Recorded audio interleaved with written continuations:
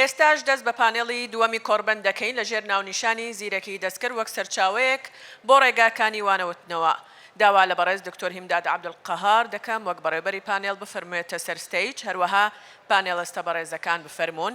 هەر یەک لە دکتۆر داندال ڕۆتس، دکتۆر زانا إبراهيم، بروفيسور غلين هاردايكر.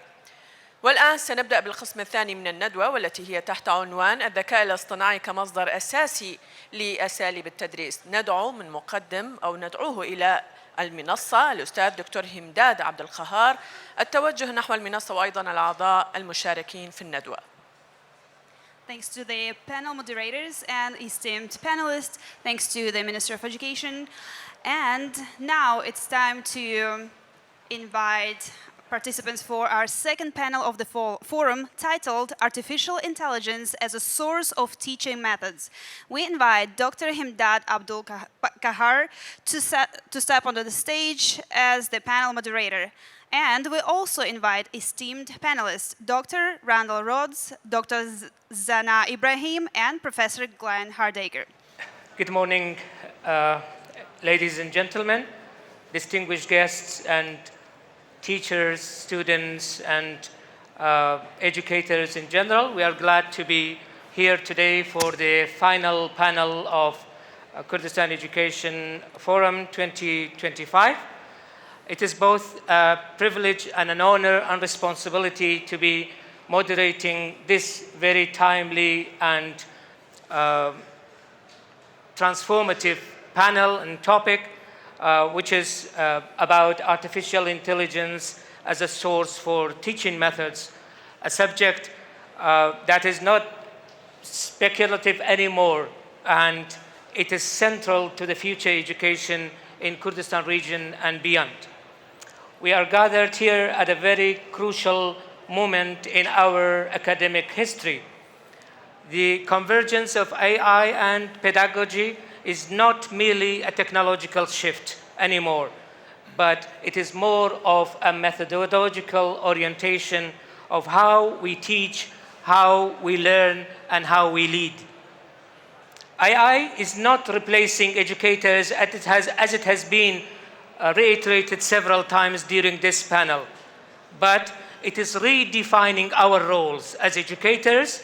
It is augmenting our capabilities in reinforcing our capabilities and personalizing learning journey in different ways.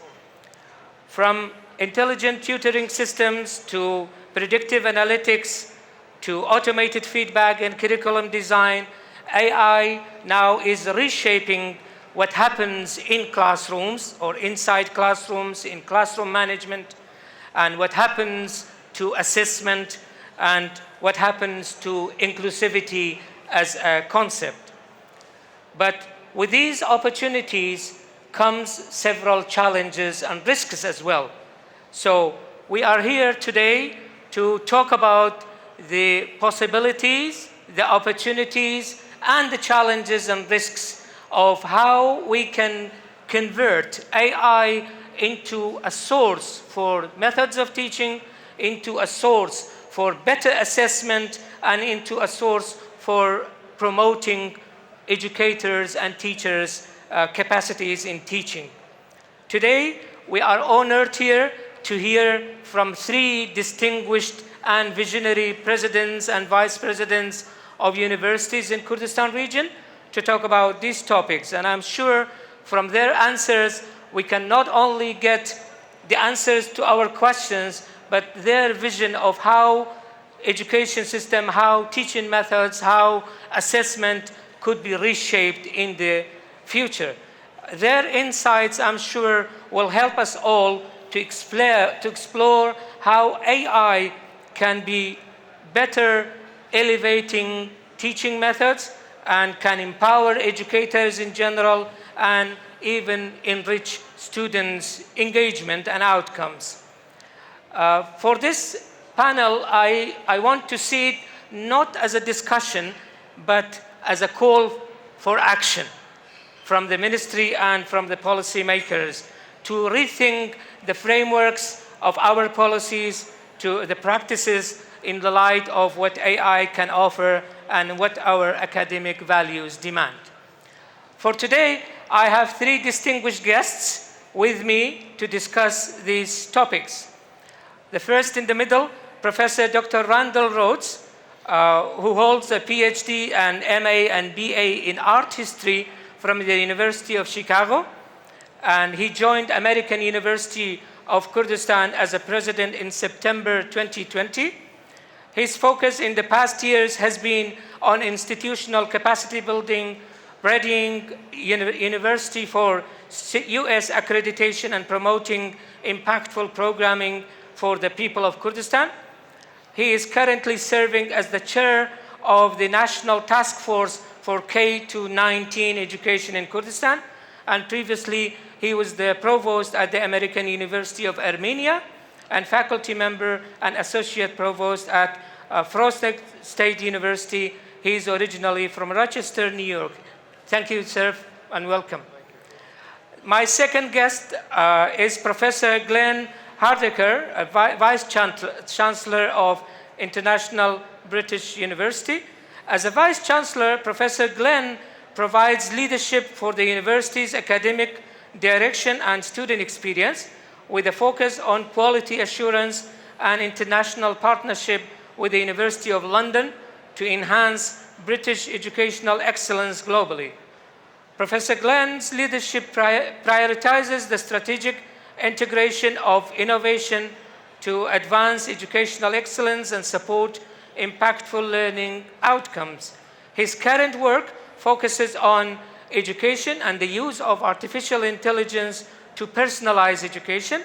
With extensive experience in the flexible learning and widening participation, he has worked across the United Kingdom, Middle East, and Southeast Asia. Thank you, Mr. Glenn, for being here today. And Professor Dr. Zana Ibrahim, who is the president of University of Kurdistan Hawler, UKH, and he is simultaneously the Dean of School of Social Sciences at the same university as well. He holds a PhD in English from the University of Nottingham in UK and an MA in teaching English for speakers of other languages from the Indiana University in Pennsylvania in the United States of America. He is a former recipient of the Fulbright Scholarship sponsored by US Department of State, and Dr. Zana has been actively involved in teaching English to a variety of student populations and levels in both Kurdistan region and abroad and internationally. Previously, he has taught courses in academic reading and writing, translation and interpretation, language acquisition, applied linguistics, TESOL, material development and syllabus design, and research methods at different universities. His research interest is mainly in the area of second language acquisition, pedagogy, applied linguistics, second language motivation, complexity theory, and positive affect. He is the co-theorist of the directed motivational currents concept and has co-authored the first publication on this construct. Thank you, Dr. Zana, for being here. We start our panel with some general question, and then we are going to go into some specific details, and we have to be aware of the time as we have agreed, so for each question we might have a couple of minutes and then we will come back. I would like to start the panel with Professor Randall in the middle, if you don't mind.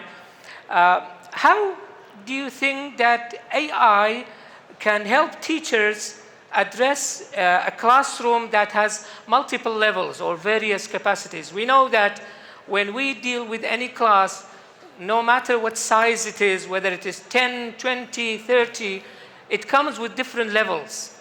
How do you think that AI can address the issue of multi-level students in the same classroom, Professor? Thank you. Yes, thank you very much. Obviously, as the ministry is moving schools towards student-centered learning, it's very important to understand who the students are. And now that we're able to diagnose students who may have ADHD or autism or various other learning challenges, physical challenges, sociological or psychological challenges, we'll have a better understanding of where to meet the students on their level in order to raise them up, in order to meet grade level expectations, regardless of what the discipline may be. So AI can help the teacher if the teacher develops a large enough test bank, a large enough question bank, whether it is for assignments, for quizzes, for final exams, then they can also select out various questions to meet students at their own levels.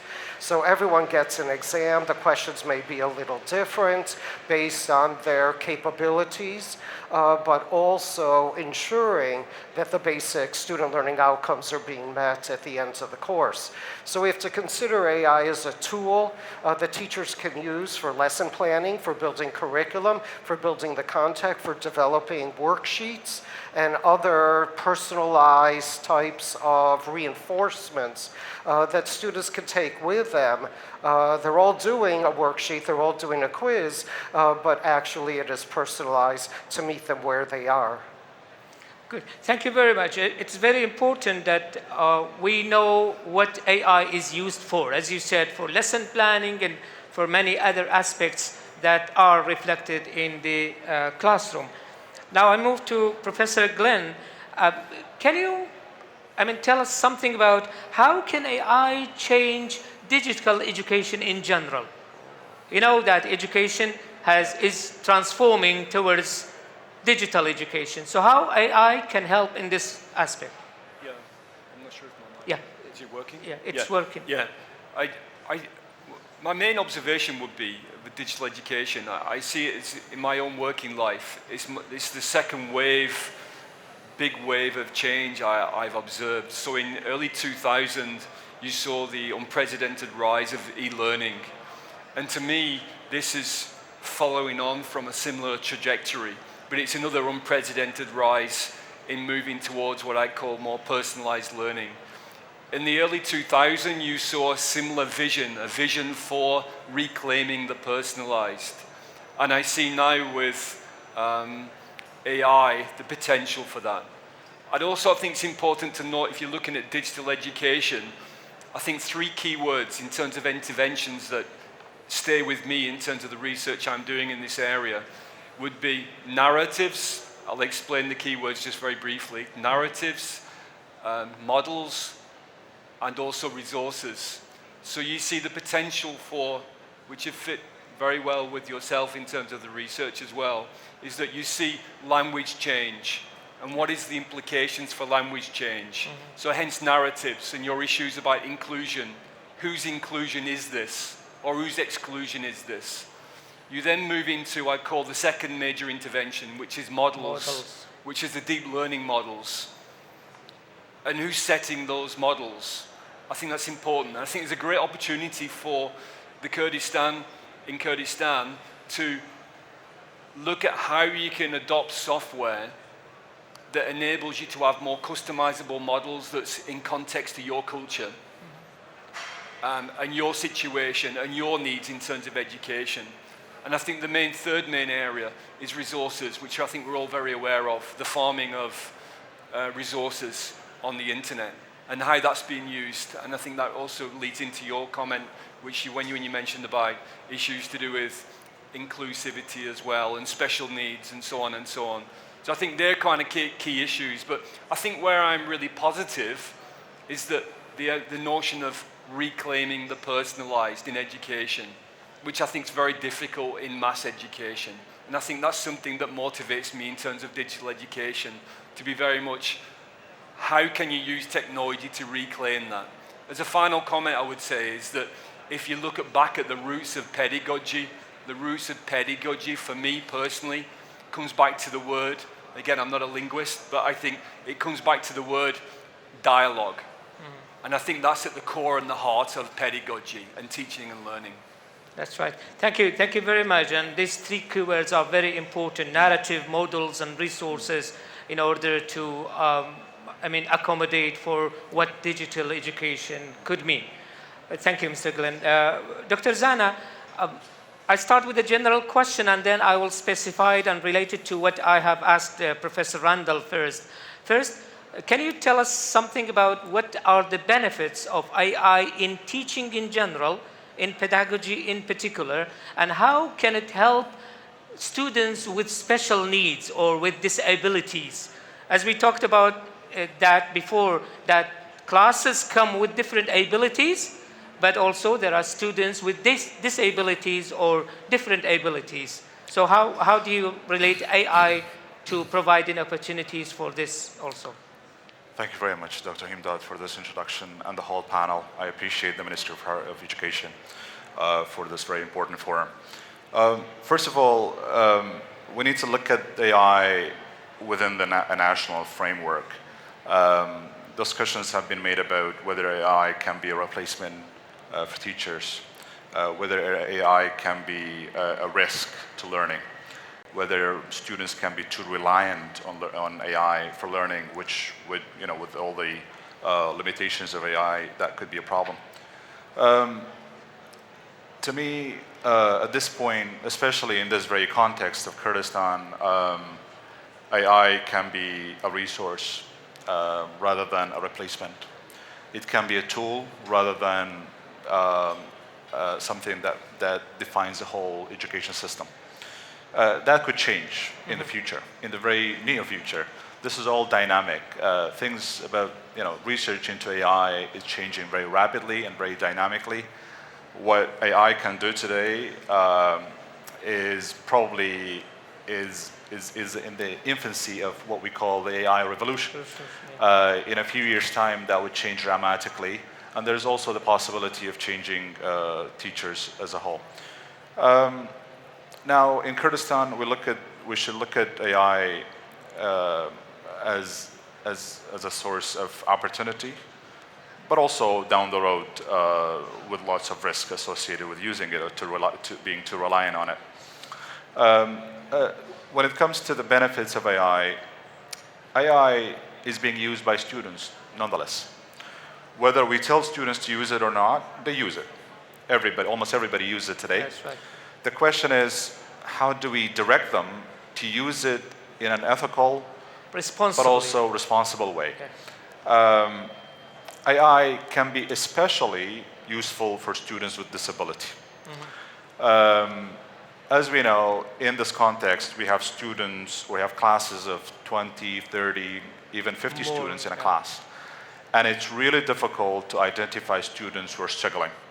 And nationally, we have a problem, or I would say a challenge, of identifying students with learning disability especially, because those students would go unnoticed, especially because of the social interpretations of what we call a disabled student. Now, a student with learning disability would not look different. They're just like anybody else. It's really difficult to diagnose their learning disability, whether it be dyslexia or other kinds of disability. But what we haven't done in our education system is we haven't provided enough support to them because of the taboo of identifying them as a student of learning disability. What AI can do, AI can provide a platform for those students to be able to have access to education beyond the classroom, beyond the teacher.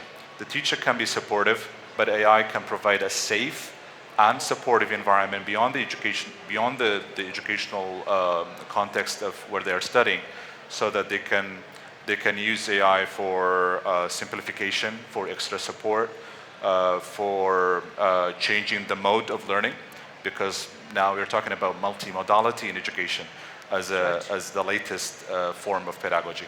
That's right. Thank you. Thank you very much, Dr. Zana, for this informative answer to the question. And especially, I'm also very skeptical about using the term disabilities. I usually say students with abilities, not disabilities. So you remove the word this from that, because whenever God Almighty takes away something from somebody, He will grant them with another talent in order to compensate for that. So if a student is blind, for example, or he's deaf or visually impaired, this talent or the potential for that will be given to another maybe sense.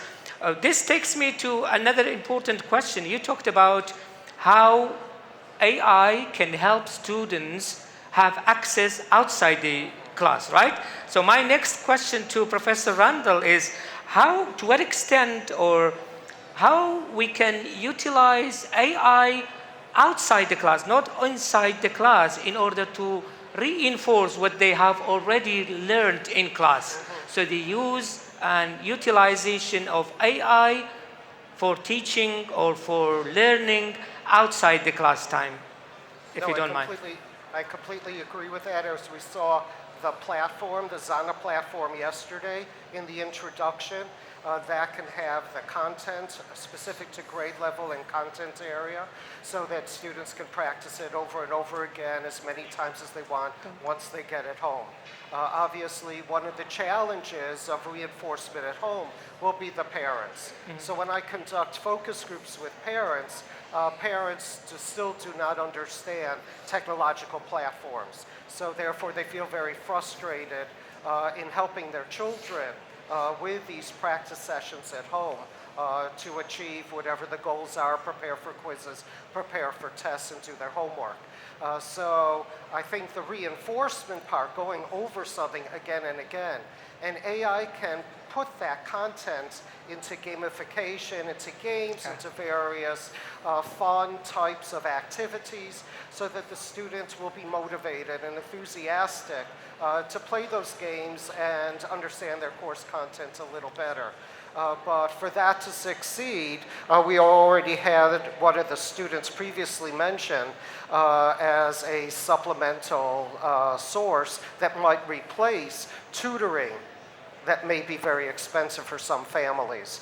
So the platform that we saw yesterday is a good step towards providing those additional venues that students will feel comfortable with in the after hours. That's right. One of the problems that learning process suffers from is the limited amount of time of exposure to the teaching material. So if we think about the academic year in Kurdistan region, it is around 30 weeks, and in each week there will be 5 days attendance. In each day there will be 5 to 6 teaching hours, and if you divide all this time among the modules that this student is exposed to the language, it is nothing to achieve that outcome that is expected. So exposure of the linguistic material, of the teaching material outside class time is very important.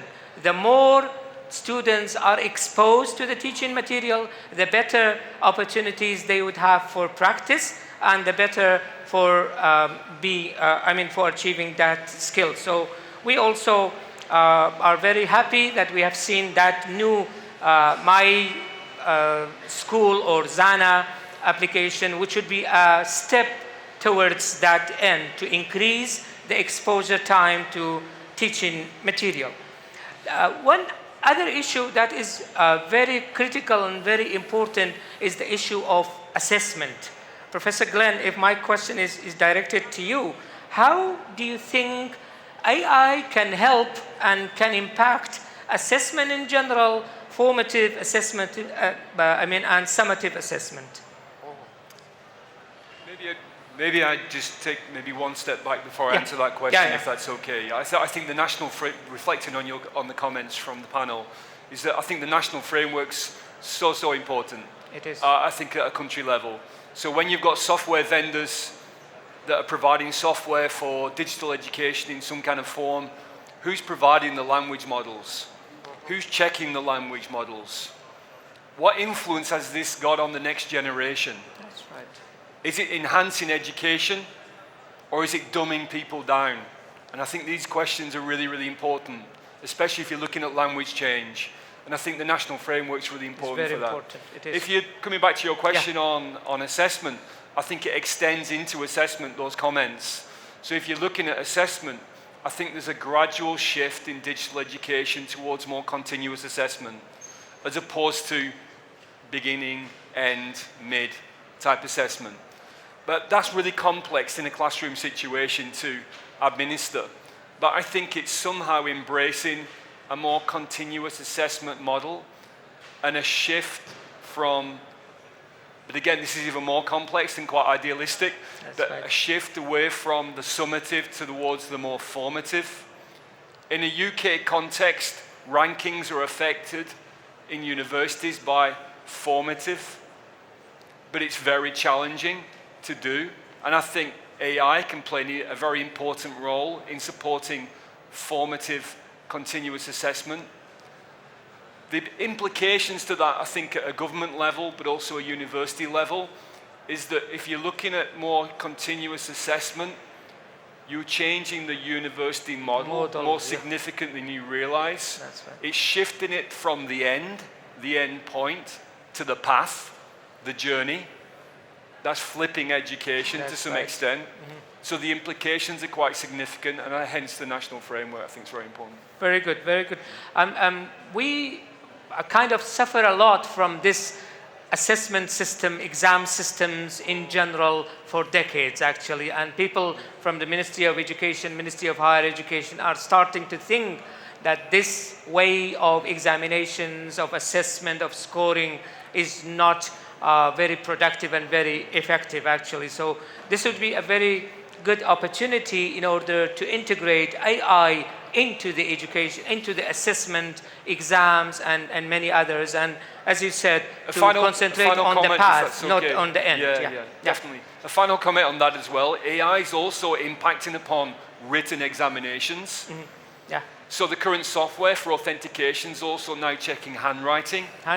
So when people are using mobile devices and writing as well at the same time, so there's many implications there as well to move to the formative. That's right. Even though, as Dr. Zana said, maybe AI has some kind of restrictions today, it cannot do, but in the long run, in 5 years' time, 3 years' time, it will be able to even to check audio files, interviews, and even handwriting that some of them have started to do.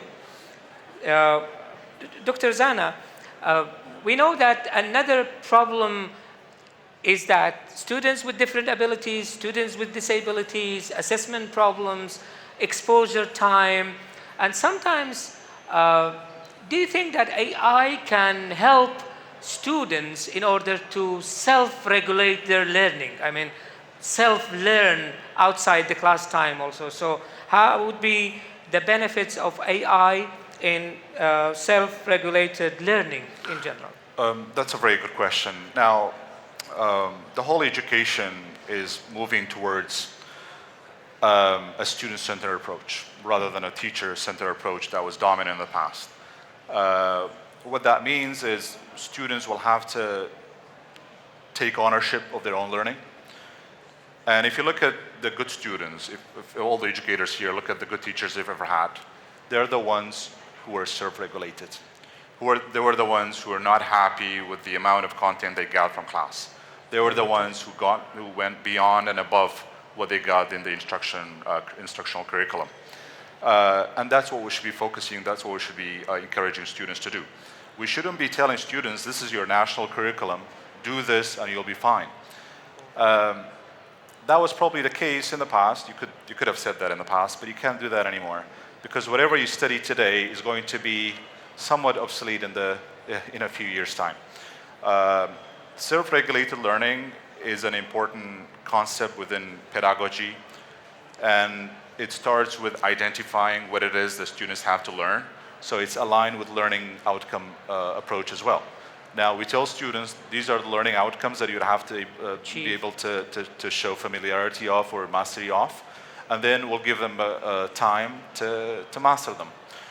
Whether students get benefit or support from their school, teacher, or AI, it wouldn't matter in this case.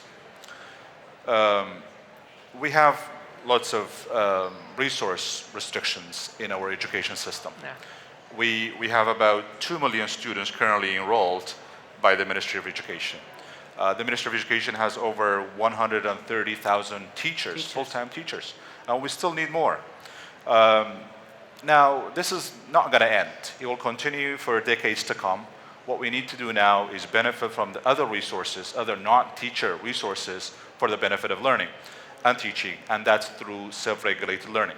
Students need to be trained on how to identify their goals. That could be instructional goals of short-term or long-term. It could be what students need to learn in mathematics in this unit, what students need to show mastery of within a week, within 2 weeks, within a month, or within a whole semester. And then we provide them with resources from outside and outside of classroom, including the use of AI. And AI can be a powerful tool in helping students set their goals, but also appropriate learning resources. So, for example, no two students are alike, as we said. Yeah.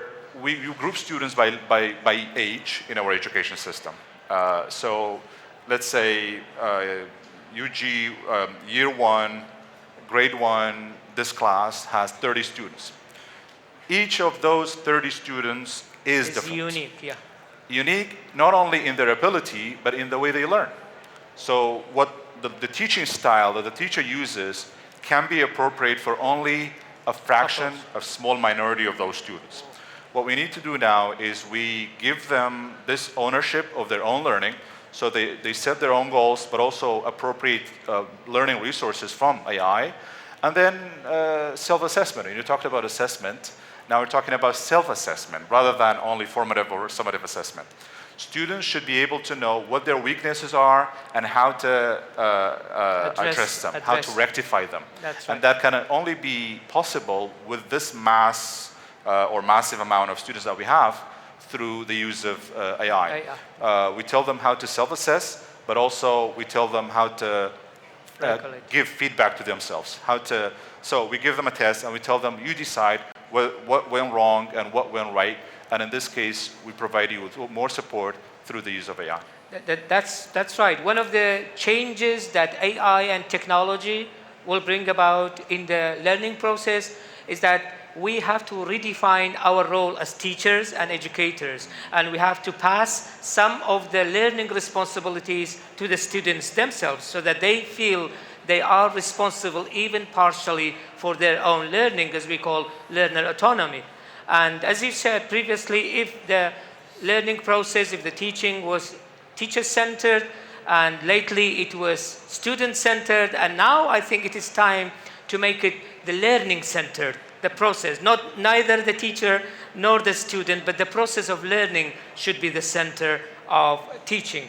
And I totally agree with you that AI comes with massive choices for students. As teachers have their unique and specific teaching methods, students have their learning methods. So if these two will match, it is okay. If not, there will be a problem. My other question, we talked about opportunities, we talked about benefits of AI a lot, and now it is time to change the direction and to come to challenges and risks if we have.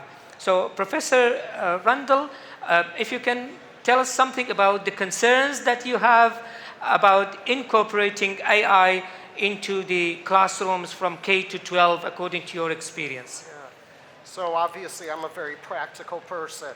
So, if we look at Kurdistan today, the Runaki project is just giving electricity, affordable electricity, 24-hour electricity across the nation in 2025.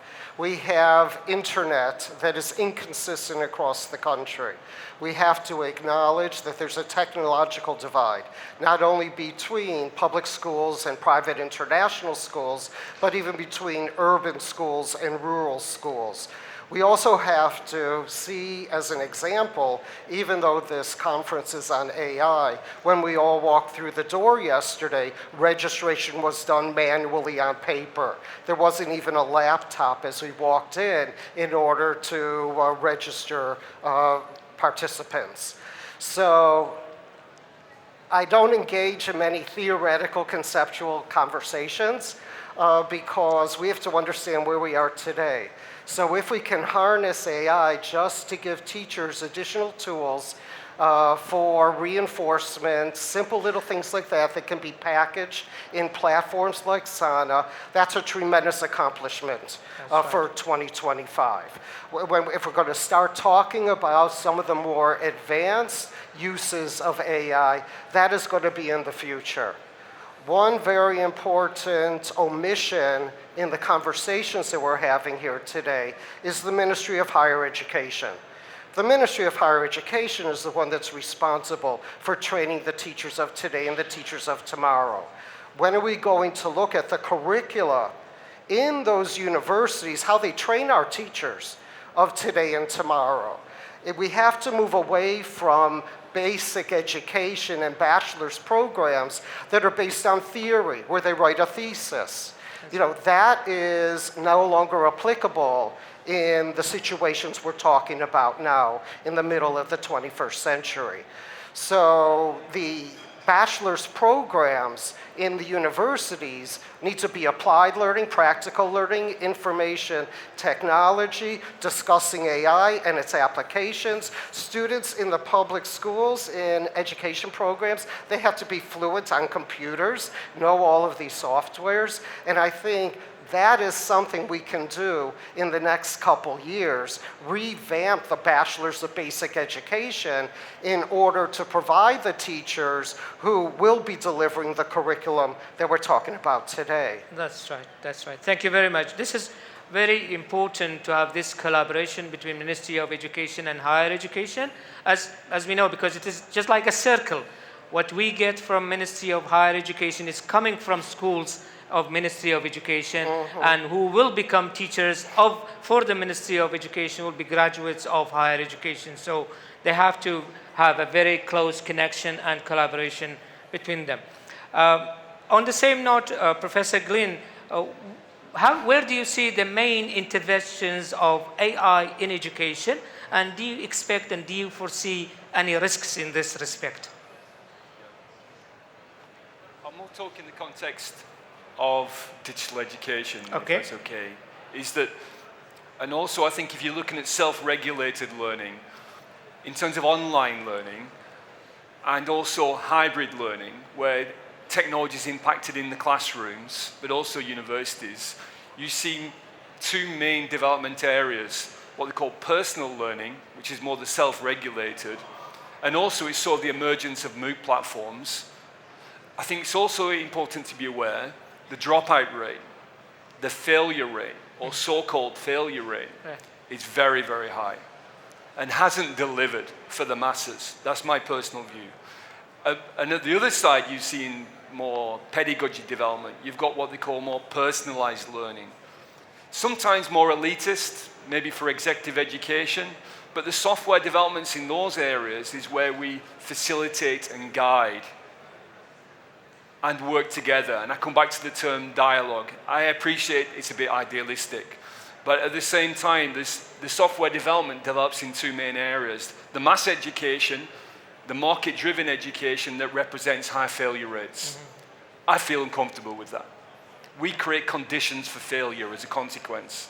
And I think you've got the more personalized area, which I think offers great potential. And to be able to do that on a mass scale through AI. And I think when you're looking at those kind of issues, I think it raises another issue for me as well, is that reflect back on social media, reflect back on where it's been successful and where it's not been successful. And I remember I read something maybe 10, 15 years ago, and it was written something by somebody called Lanier, and he wrote something called Behavioral Modification Empires. It's somebody who was immersed in virtual reality, but he understood the boundaries. And I think this is where we need the Ministry of Education to guide in many ways, in terms of the concept, are we just creating new behavioral modification empires? And is that good for society? That's right. Thank you. Thank you very much. Dr. Zana, back to you about, again, the risks that could be, we could face with the integration of AI into learning and into learning process in general. What are your expectations, or what is your take on the risks and challenges that we may face? Well, there are universal risks associated with the use of AI in education. But what's specific to our context, I think, is that we could fail at any stage, as Glenn said. I mean, with all the lack of resources, as Randall talked about, the opportunities are great, but so are the risks. Any decision about the use of AI has to be a very calculated one, one that accounts for issues with technological infrastructure, with access and equality, but also with training. How do we train 130,000 teachers on how to use AI? That's right. Now, regardless of universal risks associated with using AI, I think AI provides a very unique opportunity for us in the education system here in Kurdistan. And that's because in Kurdistan, Randall and I have been in this national task force for education reform. We don't have a very well-defined curriculum. What we have now is a number of textbooks. And teachers are told to use those textbooks, and final exams are going to be on those textbooks. So our education system is primarily focused on the transfer of knowledge, or I would say the transfer of information. That's right. So teachers would come to class and give you information. And we know that information is important, but information is no longer important in the age of AI as we used to think. Because students have access to information instantly, anytime. Do we have to spend all this time and resources on passing on information in a textbook to students, ask students to memorize and recall that information in an exam? In my opinion, we shouldn't do that anymore. And if you make just one change, and that change would be redirecting our focus on the transfer of information to the transfer of skills, then we can use AI for that. Now, we have teachers and educators here, and if you ask them a question, what would be a major deterrent to you as a teacher providing support to your students? They would say time. Time, yeah. They don't have time. We have teachers who are teaching a lot. And when they teach, they're always behind. Because there's a risk of not covering the whole textbook. The whole... That's required, yeah. And they have a point there, because we have national exams that rely on information from those textbooks. Whether covered or not. Whether covered or not. So teachers don't have time. Now, we need to think about a new model for education, which is students have access to information at home, come to class, and they get support from the teachers.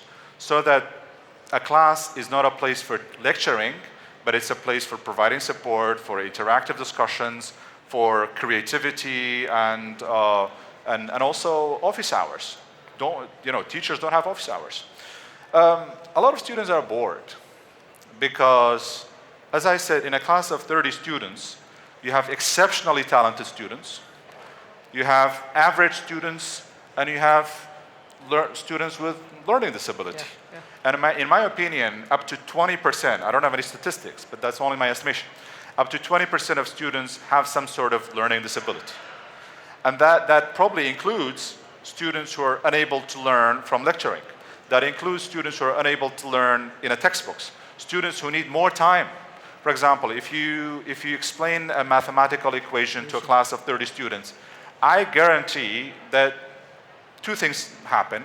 Either good students get bored because the teacher repeats it so many times, and the bad students, the poor students, need more time, need more support, more resources.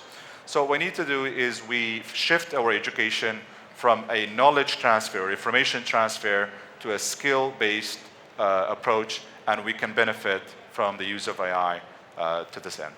That's right, and exactly. There is another, the third type of students, they understand everything while they are in class, but as soon as they go out of the class or they get home, they will forget it.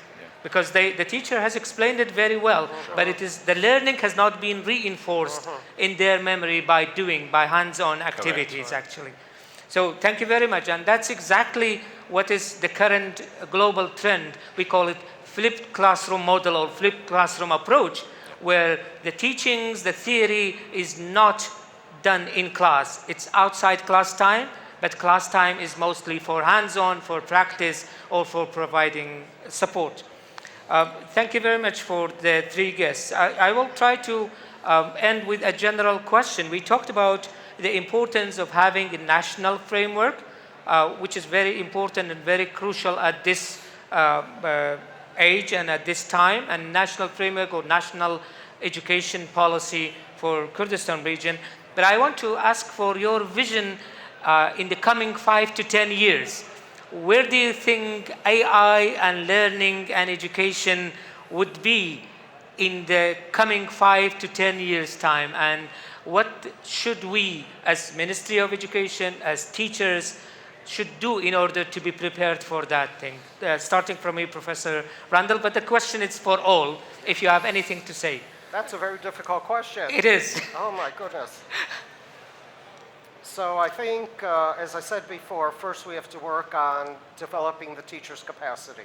I think that is the first step. So as the technology starts evolving, trying to very slowly adapt various elements that are conducive to the current system. And as we move, as Anna said, from a textbook-based learning formula to skill-based and applied learning and experiential formula for learning, perhaps AI can provide more case studies, scenarios, simulations that can make the learning, as we said, more exciting, more enthusiastic for the students. So I think that would be a tremendous growth area and would enhance the outcomes and students' interest in becoming lifelong learners. That's right. Professor Gunn, about this, I mean, what's your vision for 5 years, 10 years from now in terms of AI and learning process in general? I'm relatively new here, so I think that's. But I think I agree with everything you've just said. You both just said in terms of the teacher training side. I think is really crucial. I think a national framework's really important. I can see that it's underpinned by recognizing difference. I think that's what I'd say. So the inclusive type nature of that. I think in some ways, if you could have an open platform for all schools to be able to access that was driven by AI, guess there's cost implications there. But an open platform, I think, is a really nice way to go. You can see that in certain universities, especially in the US, I'd say, also in the UK to some extent. But I think at a school level, to have an open platform that everyone could access, that could be really beneficial. But again, you've got internet issues. I appreciate that as well. My own personal motivation is to look back at early pedagogy, and which is part of what I spend a lot of time doing, this more historical roots of pedagogy, but looking forward. And for me, looking forward is to somehow, how can technology reclaim the personalized? Yes, idealistic, but I think that's something that's still really crucial. And if you had open educational resources in at least maybe Kurdistan region underpinned by a framework, I think that'd be a really nice step forward. That's right. Thank you very much. Dr. Zana, what about your vision for the coming 5-10 years in terms of what do you expect that AI will be able to provide for the Ministry of Education, Ministry of Higher Education, or learning process in general? Well, AI is here to stay. It is staying. There's this tendency by certain of us teachers to not encourage students to use it. Students will use it anyways. And I appreciate that the Minister of Education is a pioneer. I really appreciated the Minister's presentation yesterday about how AI is going to be incorporated into the curriculum, and that will be accessible to all students of public schools. With that, there are some pitfalls associated with adopting AI. As I said at the beginning, AI is still changing. It's very dynamic. It's still developing. It's still evolving. We need to be careful about whether we adopt AI as a main resource or as a secondary, supplementary resource. In the next 5 years, I envision that the Ministry of Education would have implemented this platform for using AI. What needs to be done now is we need to train not only teachers but also school principals, quality control directors on how students avoid misusing it, not intentionally, but some of the students here talked about how information from AI can be wrong, it can be unreliable, it can be unverified, it can be because AI at this point right now is only a model that incorporates existing and available information. It's based on the algorithm that's already out there, that's already available. That would change in the next 5 years, in the next 5-10 years. And there's this risk of AI becoming as smart as humans or even smarter than humans. And that's where the risk starts to be more visible. In my opinion, in the next 5 years, the Ministry of Education and all the education system here in general should be focused on incorporating AI as an additional resource. So teachers can tell students use AI, but accredit, but cite it, but acknowledge the use of AI. The use of AI should not be taboo anymore. And at the university, we check AI against, we check our thesis against AI and plagiarism. AI is also a source. So when students use AI, they need to say that they have used it, especially in their writing and assignments and quizzes and all that. So teachers need to be trained on how to recognize what's AI and what students' work. That's for the sake of authenticity, but also for the sake of learning, that the student is not too reliant on AI, that they are learning on their own and they use AI only as an additional resource. That's right. And this is all need to be discussed by a national committee on how AI can be used and how the risks associated with using AI by students can be overcome, and that's only done by training. That's right. Thank you very much for all. We have a couple of minutes for comments from the audience, but just in short, what we have heard from you, from other panelists, is that AI, it is true, it provides tools, but it provides choices also. Choices of how to reinvent pedagogy, choices of how to provide training, choices of how to teach in class, how to assess our students. And we have not just to treat AI as a trend in order to be followed. No, we have to look at it as as a tendency, as a tool in order to help us reshape our teaching methods, our assessments also. I'm going to take some questions just because of time. So mics, please, from here. دەستان خۆش بێ سپاس بۆ جەنابی وەزیر دکتۆر ئالان Okay. بەڕاستی There is ئێمە زۆر translation سوود here. دەبینین لەم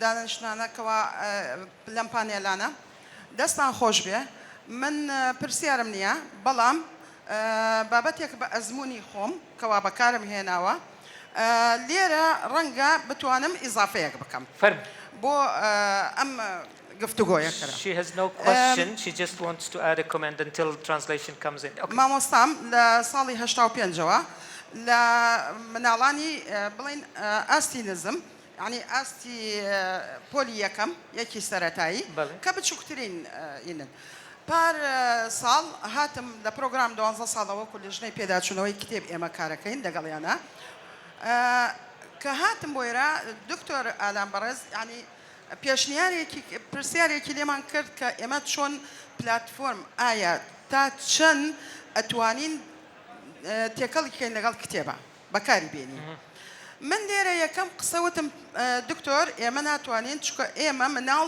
بەڕاستی ئەمە فعلیە کە مناڵی ئۆتیزم ساڵ بە ساڵ زیاد دەکات زۆر بەرەو زیاد بوونە ڕواکە مناڵەکانم بۆ لێ بەراورد بە ساڵانی پێشوو کە من خۆم وانە وتوەتەوە بەڵام دکتۆر ئالان قسەیەکی کرد وتی مەترسیەکانم بۆ لادەن یعنی باسی ئەوانم بۆ مەکەن کە ڕێگرە جارێ پێم بڵێن تا چەند من بەڕاستی کە گفتوگۆ کە تەواو بوو باس کرا و ڕۆیشتمەوە من وەکو خۆم وەکو مامۆستایەک یعنی هەوڵمدا پار ساڵ شتێک بکەم کە بزانم تا چەند ئەتوانم من تەکنەلۆجیا وا لێ بکەم مناڵەکە بە هەڵە بەکاری نەهێنێ و سوودی لێ ببینێ و زیاتر زانیاری پێ بگەێنێ بۆ بابەتەکان وا من لە قوتابخانە ئێڵێمەوە ئەمە وای کرد بیری لێ بکەمەوە من چی بکەم لەم حاڵەتە مۆبایلێک بدرێتە دەستی ڕەنگە مناڵە یوتیوبی تێیە شتی زۆر تێیە ئەو مناڵە ڕەنگە بچێتە سەر بابەتێکی هەڵاکە ئەو مناڵە تەمەنی مناڵە من بڕۆم بڵێم یعنی ئەو بابەتە بۆیە گروپێکی مازنجەرم داناوە لەگەڵ دایکان و باوکان خێزانم تێکەڵ کرد لەم بابەتە لەگەڵ خۆمە پەیوەندیەکی وا لەگەڵ خێزانەکان گروپی ماسنجەرم داناوە ڕۆژانە خۆم لەگەڵیانە لە پەیوەندیا بووم لێرە داوام لیان کرد ئەو مناڵانە زۆر مناڵ ئێمە ئێستا لە کۆمەڵگای ئێمە بە تایبەتی لێرە لە کوردستان مامۆستاجیان ئەگەر تۆزە کورتی کەیەوە لەگەڵ تەلەڤیزیۆن ڕەبتیکان دواتر ئەو بابەتەی کەوا من لێرە بارکۆدم هەیە من لە کتابەکە هەموو لابڕەیە بارکۆدێکم هەیە وامان لیان کرد بە ئەو بارکۆدە بەکاربێنن بە جوانی بێ ئەوەی یعنی زۆرترین تەڵەبەمان ئەو بارکۆدە بە جوانی بەکاربێنن دوام هەر بابەتێک من پێویستیم بەوە بێ ئەو مناڵە زیاتر زانیاری هەبێ لەسەری داوام کرد بڕوات لەوێ لە ماڵەوە لەگەڵ خێزانەکەی بابەتەکەی بۆ لێ بدات باشە ئەنجا زانیاریە زیاتر دواتر بێتەوە من لە مناڵەکەش دووبارە بپرسم بزانم ئایا تا چەند فێر بوو لەو بابەتەی کە وەریگرت نەک تەنها تەمەشای کرد تا چەند فێر بوو لێی و بەڕاستی سوودێ زۆرم بینی من مەترسیەکان زۆرن بەڵام بە یەک شێوەیەک ئەگە چاودێری خێزان لەسەری بێ ئەو مەترسیە زۆر کەمە بێت دەستت خۆش بێ زۆر سپاس دەست خۆش بێ I don't know you got the it was not a question just an addition of what has been there زۆر سپاس مامۆستا ئەگەر لەو لایەک وەرگرین بزانین چێە با هەموو شوێنەکە تەختیە بکەین ئەگەر تکایە پرسیارەکانتان sorry if the questions بە کوردی یا بە ئینگلیزی بە کوردیە با پرسیارەکە پەیوەست بێ بە بابەتی کۆڕبەندەکە کە ئایە لە پرۆسەی پەروەردە بەگشتی و لە وانەوتنەوە بە تایبەتی زۆر سپاس من مامۆستا زانام لە سلێمانی هاتووم بەڕێزی مامۆستا زۆر سپاس لە دوێنێەوە زانیاری زۆرمان وەرگرت بەدەستی پڕۆ ڕۆینەوە سپاس بۆ هەموو لایەک هەروەها لەلایەن پانێڵەستە بەڕێزەکان و لەلایەن ئەوانش کە مداخەلەیان کرد نیگەرانی تیا بوو لایەنی نەرێنی تیا بابەتە من ئەمەوێ ئەمە نیگەرانیانە بکەم بە دوو پرسیار لەو بەڕێزانە بە حکمیەوەی هەرم لە زانکۆن هەرسێکیان و دوانیشان لە وڵاتانی ئەوروپا و ئەمریکا بوون ئایا من تا چەند ڕێگە پێدراوە کە دارێک داوای راپۆرتێک لە قوتابیەکی خۆم بکەم لە سەدا چەند ئای بەکاربێنێ یان لە زانکۆ بۆ لە بەکالیۆس تا دکتۆرا کاتێک داوای توێژینەوەیکی زانستیە کرێ ڕێم پێدراوە تا چەند چونکە ئەگەر لە سەدا ڕێگە پێدرابێ و کاتە من نیم ئایا و دوو ئایا لە ئەوروپا و ئەمریکا ئەمە ئەگەر بە ڕێژە بێ کەواتە پێویستمان بە یاسایە ئایا لەوێ ڕێژەکە دیاری کراوە ئەگەر ڕێژەکە دیاریکراوێ پێمە پێویستمان بە یاسایە کە بۆی بۆمان دیاریکە لە سەدا چەند بەکاربێنین سوپاس دەست خۆش مامۆستا زانە you got the answer right Dr. Zana if you have anything specific about UKH is there any guideline of how to use AI I'll answer in Kurdish if that's okay سپاس مامۆستا زانە بۆ پرسیارە بەڵێ یاسایەکەیە لە وەزارەتی خوێندنی باڵای عێراق کە 120 ڕێگە دەدا AI بەکاربێت ئێمە لە زانکۆی کوردستان هەولێر پرۆگرامی تەرنتن بەکاردێنین بۆ ئەوە تا 120 تەرنتن خۆی ناتوانێت بیگرێت یعنی بەکارهێنانی تا 120 AI ڕێگە پێدراوە بەڵام ئەگەر 120 ڕێگە پێدرا بێت تۆ دەبێت قوتابیەکە ڕابێنی کە بیڵێت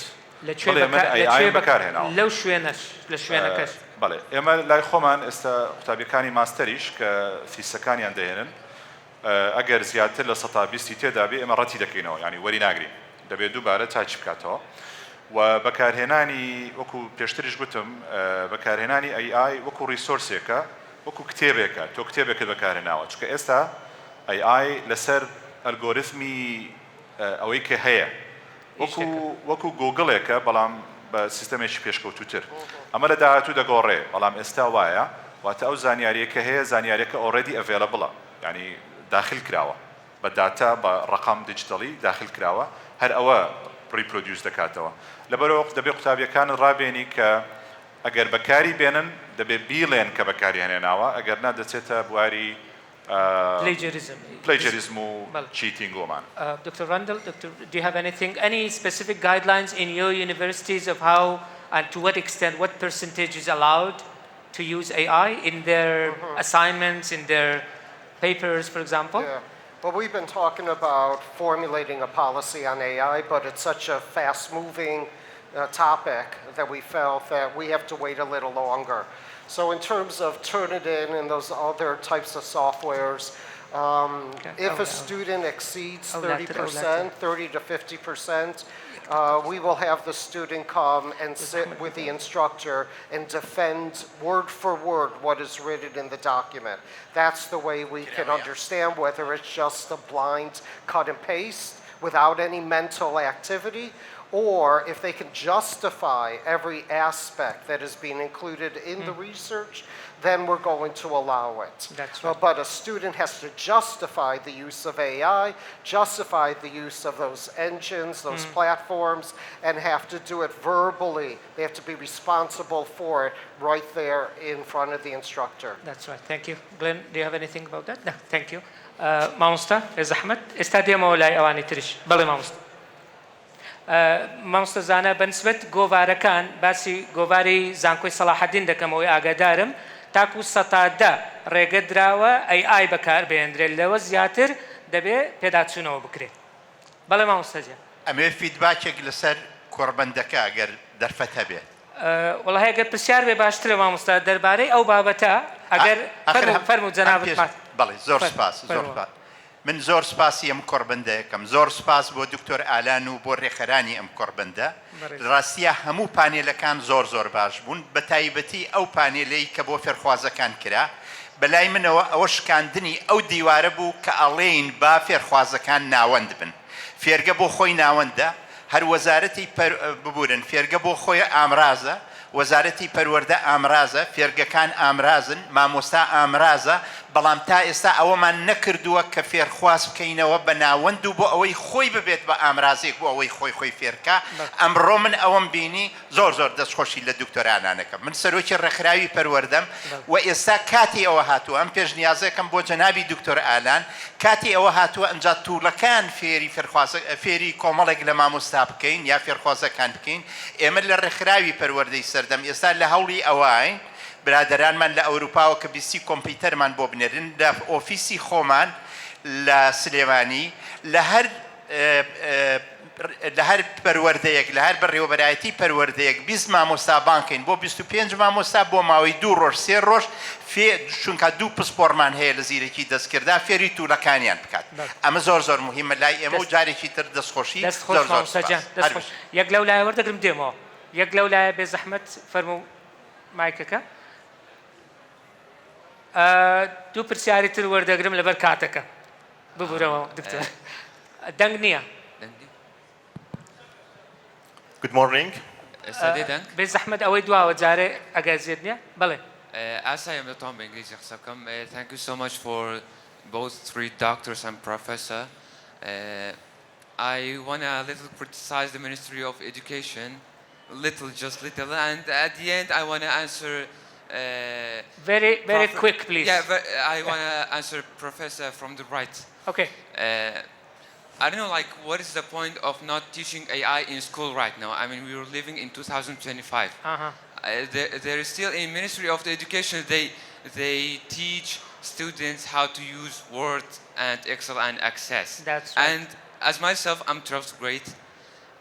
I'm senior student. I still haven't got anything learned from the information technology that put in ministry in the studying of us right now. Good, So, thank you very much. Yeah, I want to answer Professor. Don't you think I should be teach in school, especially in high school? Okay, thank you. Do you want to say something about it, Doctor? Dr. Randall, do you want to say something? Do you think it is time? I agree with him. I agree with him. The tech fluency, the information literacy needs to be incorporated, and not just high school. That has to start from a very early age so they understand how to read the internet, how to use social media. It's all tied in together and has to start at least by 6th grade. That's right, thank you. And by the way, this year, this academic year, 25-26, Salahuddin University has decided that every student in the first year, they will study a module called AI, and the teacher is now undergoing a training course in, I think, in China or somewhere else. Maybe the last question here? Yes, please.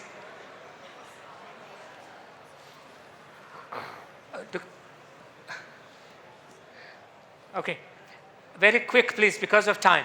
وقتكم قلتوا دكتور.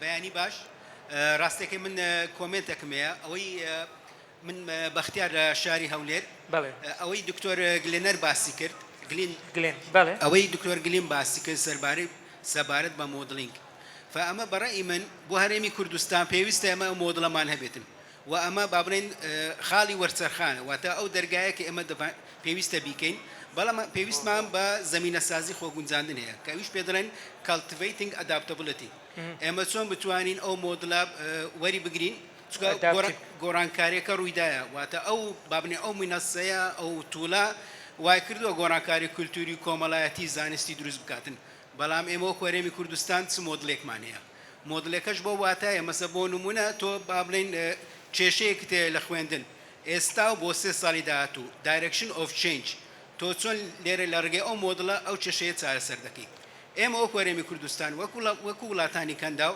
ئێمە حازینەین واتە نێرسەرین لە بۆ تەکنۆلۆجیا و وەری بگرین بەڵام مۆدڵەکەی هەرێمی کوردستان چییە لە بواری پەروەردە و توێژنەوەی زانستی خاڵی دووەم بەنسبەت learning democratization ئەوەی کەوا دکتۆر زانا باسی کرد بەڵام گرنگ ئەوەی ئێمە چۆن بتوانین ئەو بەشانەی کەوا هەیە ئەو بەشە زانستیانەی هەیە لەگەڵ یەکتر قسە بکەن بۆ نمونە گەر تۆ بتەوێت هاوڵاتی ژینگەی ئەو پێدەڵێن climate citizen دروست بکەی پێویستە چەند کەرتێک لە پەروەردە بهێنی لەگەر یەکتر تێکەڵ بن بۆ دووبارە تۆ بتوانێت چارچەوەیەک دروست بکەی لەگەر ڕێکۆتنامەی پاریس خۆت بگونجێنی ببیە یەکێک لە وڵاتە پێشەنگانە دەست خۆشمی مامۆستا بەختیار لەبەر کاتەکە ئەگەر قسەتەوی هەر ئەو دووە بەسە باشە ئەویتر دوای پانێڵەکە دەتوانین لەگەڵ مامۆستایان قسە بکەین بەس دکتۆر زانە باسی پیتفۆلی کرد کەم و کورتیەکان هەمومان باسمان کرد بەڵام ئەوەی هەیە AI ئێستا سیلیکۆن ڤالی با بڵێن کۆنتڕۆلی کردیە کە بەشێکە لەو سپێکترمەی کەوا هەیە بەڵام ئێمە وەکو هەرێمی کوردستان چۆن دەتوانین خۆمان لەو با بڵێن پۆلەرایزیشنە لەو ئیستیقطابەی کەوا هەیە ئێمە خۆمان بتوانین بپارێزن و بەتایبەتی گەنجانمان کامەش ینی بابەتەکە پێویستی بە هەڵوێستەکردن دەست خۆش مامۆستا بەختیار زۆر سپاس دکتۆر زانە do you want to comment on what he said or no? I agree with Mama Bakhtiar's comments about the importance of adopting a neutral approach, especially now there is a lot of competition. There is a lot of ongoing research about the latest model of AI, and I agree with that.